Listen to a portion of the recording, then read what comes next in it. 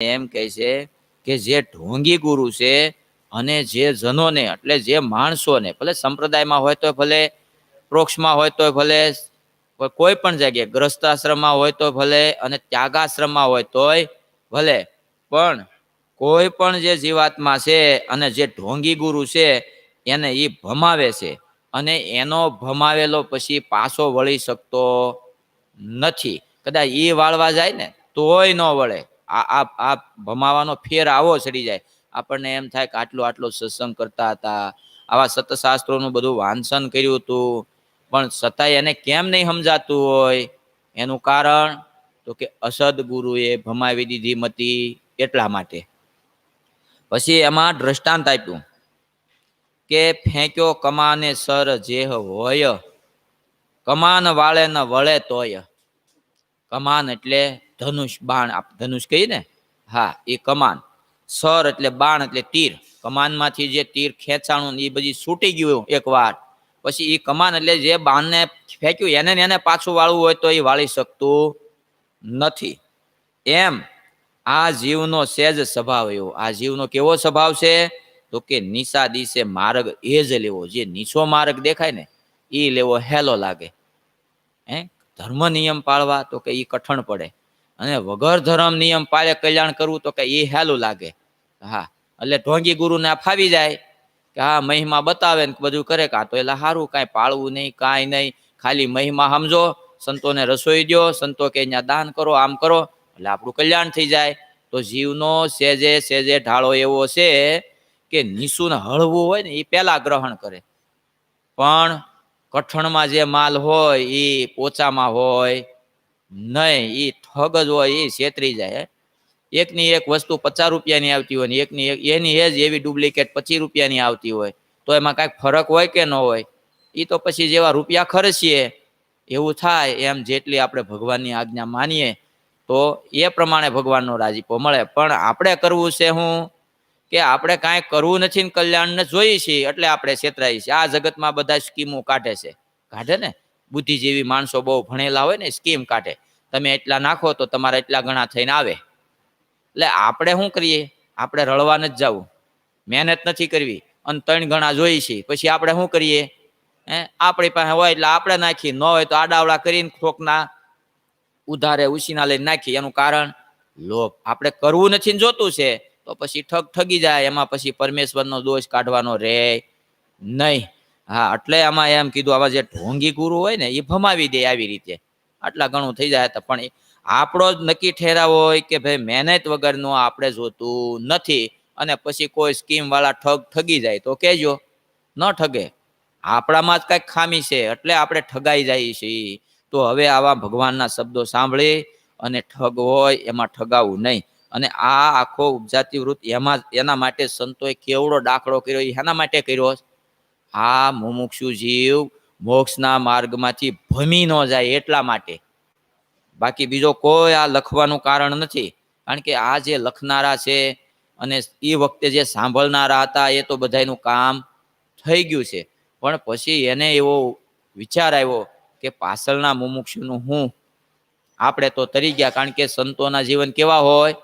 પરોપકારી હોય. એ પરોપકાર કયો? આ પરોપકાર. આ લોકમાં કાંઈ ખરખું કરાવી દેવું એ પરોપકાર નથી. એ તો બિચારો એ માયામાં પાછો ફસાઈ જાય.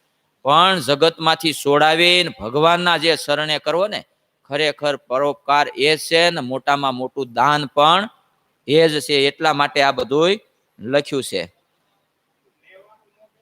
હવે આવે છે નેવે સદા મોભનું નીર જાશે, ન નેવે નેવાનું નીર ઊંચે ચડશે. એટલે જે મકાન હોય મોભાર, મોભારનું પાણી નેવે આવે એ તો સેજે સેજે ઢાળો છે એટલે આવી જાય.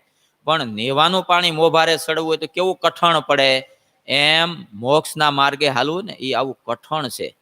નેવાનું પાણી મોભે ચડાવજો. ઓલું તો સેજે સેજે, કારણ કે ભમાવા વાળા જગતમાં લોભાવા વાળા લોભામણી સ્કીમમાં તો સેજે સેજે લોભાઈ જાય. એ કેવું છે બધું? મોભારનું પાણી નેવે લેવું, એમાં દાખલો પડે કાંઈ ન પડે. એકવાર ઢાળ આપી ગયો એટલે સેજે સેજે જેટલું વરસે એટલું આવ્યા કરે. પણ નેવાનું મોભારે ચડાવવું તો શું કરવું પડે? એમને સડે? સબમર્સિબલ મૂકવો પડે ને, ટાંકામાં પાણી ઉપર ચડાવવું. અત્યારે આપણે ધાબા બની ગયા અહીંયા, તો ઉપર પાણી ચડાવવું શું કરવું પડે? એમને સડે સેજે? એના માટે દાખલો કરવો પડે, પેલાના માટે ન કરવો પડે એમ.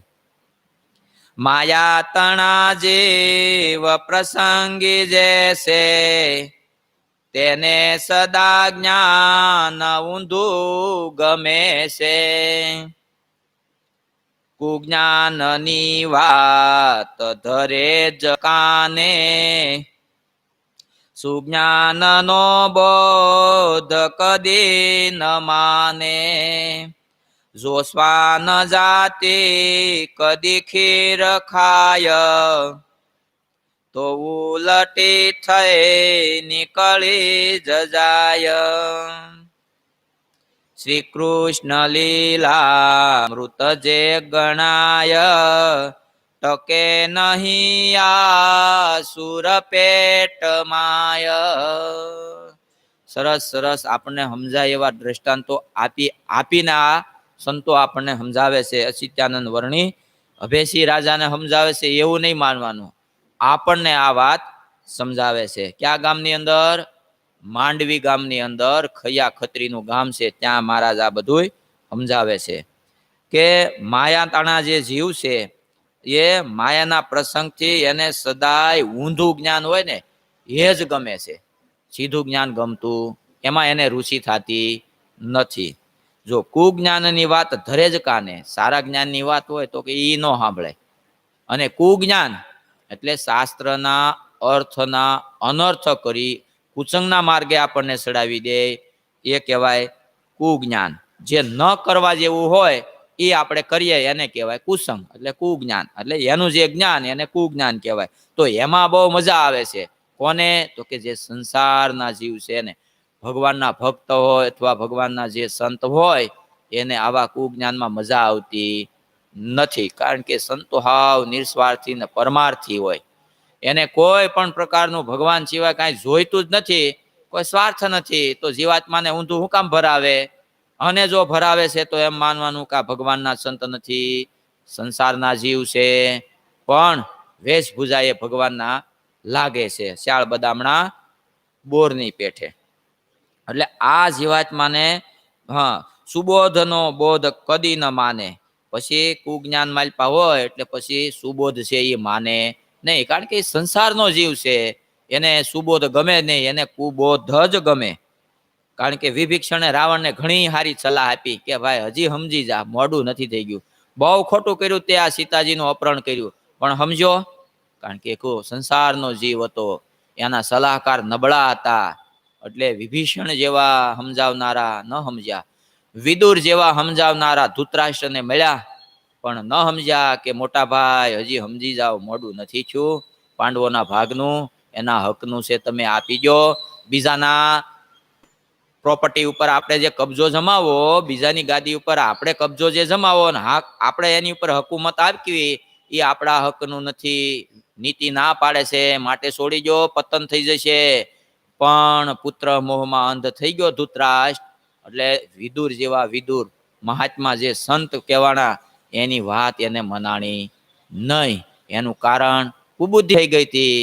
હા, એટલા માટે પછી દ્રષ્ટાંત આપ્યું કે ખીર જેવું કોઈ ઉત્તમ ભોજન ન કહેવાય. ખીર છે ઉત્તમમાં ઉત્તમ ભોજન છે. શ્વાન એટલે કૂતરું જો એને ખાય તો એના પેટમાં ટકે નહીં, એને શું થઈ જાય? ઉલટી થઈ જાય એમ. પછી શ્રી કૃષ્ણ લીલામૃત જે ગણાય, ટકે નહીં આસુરી પેટ માય. સીધા માર્ગે ચાલવું એ આસુરીનું કામ નથી. કદાચ આસુરી સત્સંગમાં આવી ગયો હોય તો એનો આસુરી ભાવ જણાવ્યા વગર રે નહીં. રોળાનંદ ને આવી ગયા હતા ને, હા, આસુરી ભાવ જણાવી દીધો, મહારાજે એને બહાર કરી દીધો. નહીતર બધા એને રમત રમાડવાની હતી, ધમાલ ગોટીડો રમાડવો હતો. તો બીજા સંતોને કેવો એકબીજા સંતો હરિભક્તો પ્રત્યે ભાવ હતો. એ મહારાજે કીધું ને તો બીજા બધા રૂ નાખીને પોચા પોચા લાવ્યા. પણ રોળાનંદે શું કર્યું? મારી પાસે પથરા ને કાંટા નાખી આમ કસકાવીને બાંધ્યો. પછી શું કે ખબર પાછો? એકે બઠો ઈ કે હવે રમવાનું કોની યાર હતું? સંતો સંતો પરસ્પર રમવાનું હતું. તો આવો ભાવ હોવો જોઈએ. કારણ કે આસુરી જીવ સત્સંગમાં આવી જાય ને કર ખુદ ભગવાન સ્વામી નારાયણે એને દીક્ષા આપી હતી, છતાંય આસુરી જીવ આવી જાય પણ એનો આસુર ભાવ કળાવ્યા વિના રે નહીં. એટલે આવી રીતે આસુરી છે ને, આવા ભગવાન પ્રગટ પૃથ્વી ઉપર હતા અને મુક્ત કેવા સંતો, તો એ એના સંગમાં રહી શક્યો નહીં. એટલે એ બધી એને પ્રાપ્તિ થઈ. શું કહેવાય? ખીરનું ભોજન કહેવાય. એનું ભોજન કહેવાય? ભગવાન જે પ્રગટ પૃથ્વી ઉપર મળ્યા, કેવા સંતો હરિભક્તો મળ્યા, અને એ ખીરનું ભોજન હતું, પણ રોળાનંદને પશ્યું નહીં.